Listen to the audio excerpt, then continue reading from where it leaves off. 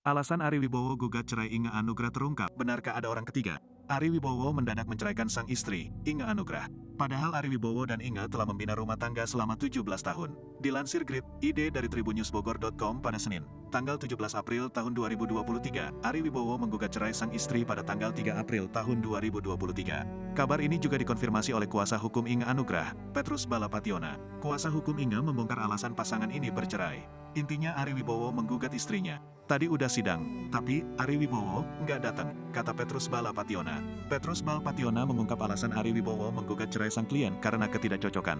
Intinya, mereka menikah 2006 telah dikaruniai 2 orang anak, kata Petrus. Kemudian, sejak tahun 2020 mereka bertengkar karena ketidakcocokan, sambungnya. Lalu, Ari mengajukan gugatan ke pengadilan, tapi tadi sidang Ari tidak datang. Perdana, tambahnya. Terkuak bahwa Ari Wibowo dan Inge kerap bertengkar sejak 2020. Isu perselingkuhan dan orang ketiga juga dibantah.